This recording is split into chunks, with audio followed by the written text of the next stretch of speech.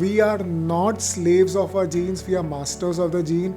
We can turn on and turn off the genes as per our lifestyle. Now there are very simple steps to improve gut microbiome. Another interesting concept, that is non-exercise activity thermogenesis. I invite Dr. Rohit Modi to speak on how to reverse autoimmune disease.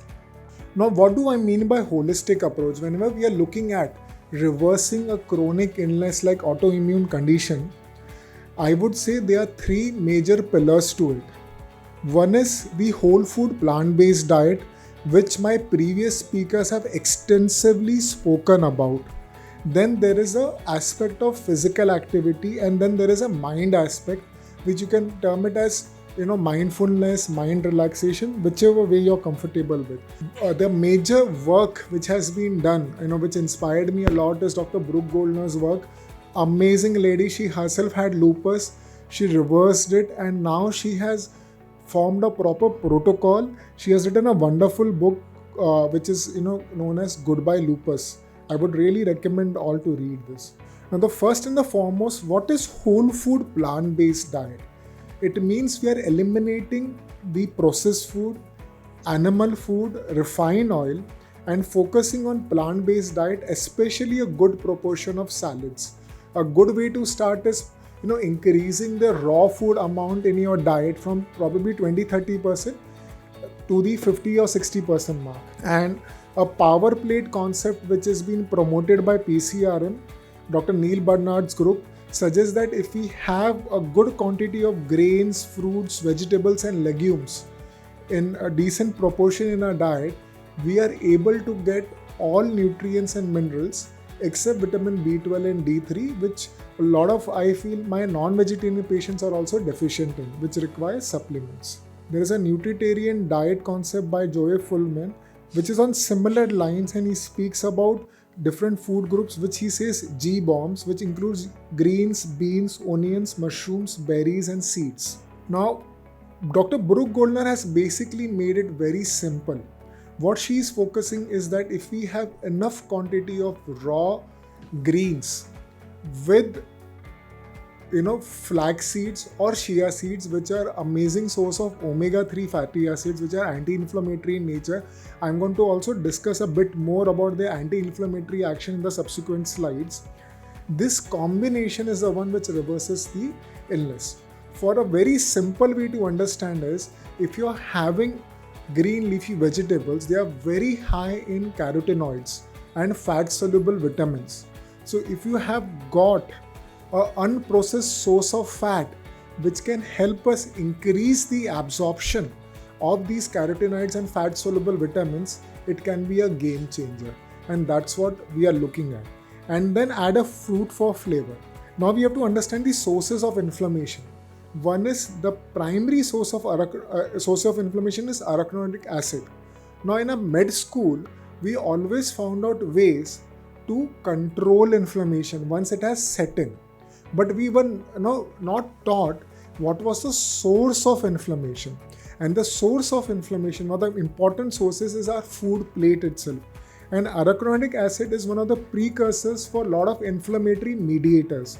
And if you see, it exclusively comes from animal source, whether it is dairy or meat. And this is where we can see how from the membrane phospholipids, arachidonic acid is formed, and it gives rise to various inflammatory mediators. Now, when we have a huge quantity of flax seeds, chia seeds, it gives us ALA. And this ultimately gives rise to anti-inflammatory mediators. So, if we are, eliminating animal products, processed food and refined oils, the omega-6 pathway is blocked and the enzyme is exclusively available for the anti-inflammatory pathway.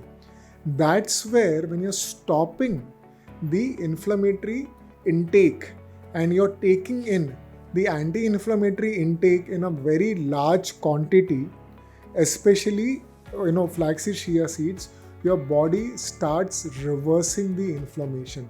And this is not only true for autoimmune diseases, This is true for any chronic illness. It is a well proven fact when we are talking about coronary artery disease, diabetes, or any other chronic illness. There's a lot of inflammation which is involved.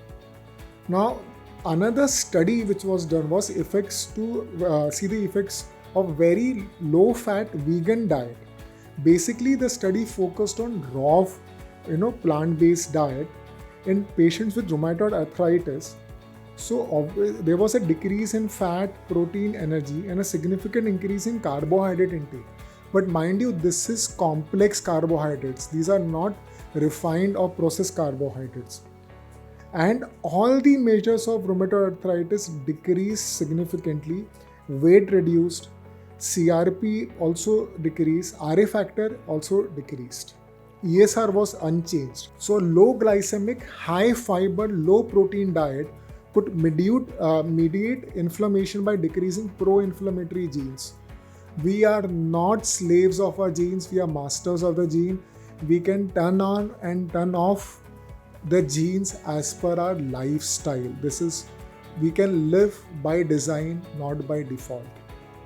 And basically it also improved insulin sensitivity, and this was even after significant reduction consideration in inflammatory markers due to weight loss. So a lot of physicians understand that if there is a weight loss, there's going to be decrease in the inflammatory markers. Now this is accepted by all endocrinologists as well. But we need to understand when we are on the raw food plant-based diet, that time the reduction in inflammation is beyond the weight loss or the fat loss, and that is where it is important. So dietary fiber deprived gut microbiota degrades the colonic mucus barrier and enhances the pathogen susceptibility, which gets disrupted if you are having a fiber deficient diet. And this causes translocation of certain gut pathobiome to the liver, which triggers autoimmune responses. Now, in ophthalmology, we know that certain patients who are prone to develop autoimmune conditions with a HLA-B27, if it is present, in these patients, if they have a fiber deficient diet, there can be a translocation which can trigger autoimmunity. Now, there are very simple steps to improve gut microbiome. If you are having fermented foods, we are having a lot of fiber. If you are just having enough legumes in your diet, trust me, you are having enough fiber in your diet. Obviously, processed and ultra processed foods needs to be out. We are going to talk about the stress part later. And rampant use of antibiotics needs to be prevented. One of the most common indications for antibiotics is common cold and cough, which is viral, which would anyways get treated on its own if left the way it is. And then if we have a good exercise, sleep, sir has already stressed a lot upon, and avoiding disinfectants. So one of the things which is there is sulforaphane. Now, it is amazing that sulforaphane reduces the oxidative stress, and it also helps in controlling inflammation. So, whole food plant-based diet overall has an anti-inflammatory effect. But we also need to understand the patients who are having a chronic illness, they need to go to a hyper-nourishment place. See, one thing is that you're having a routine food, but now what you have done is you have stopped your processed food, dairy and meat, and then you're continuing with your regular diet. This is fantastic for a person who just wants to gain fitness. But if somebody is already ill, having a chronic illness, that time the intake of raw vegetables and something like flaxseed, chia seeds needs to be taken to another level, and their elimination of the inflammatory foods has to be completely gone down to zero. It cannot be reduced slightly. You may not see major effects. So that's where I understood the concept of love yourself, heal yourself, and heal from within. Forgiveness I'm going to speak about in my subsequent slide. Yeah, we need to love ourselves first, and self-love is not being about selfish. It's being about mental, physical and emotional well-being. And that's where I really love this book. What he talks about is 20-20-20 formula.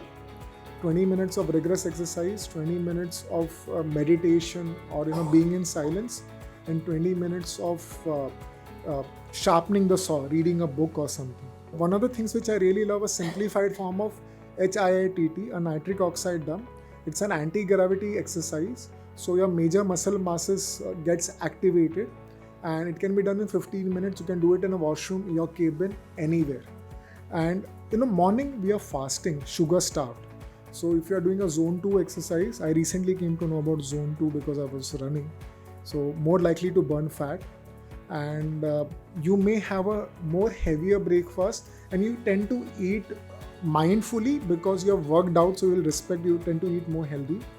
But for diabetics, be careful, avoid hypoglycemia. Another interesting concept, that is non-exercise activity thermogenesis, like doing small chores at home, using staircase instead of the elevator, going to the market, walking or taking a cycle. These small things are going to do wonders for you and for the environment as well. Well, most of the things in our life, when we see the stress part, we are not satisfied with certain situation. I am young than most of the people over here, but in my little experience, what I have realized is that most of the time there is no glass which is existing at all. And these are the 4 mantras. This is again thing which I have learned from my guru. Health, wealth, relationship and time. And when we use these 4 mantras, I love you, I am sorry, please forgive me, thank you for this, it works amazingly well. And this is what I believe about the forgiveness therapy. Thank you.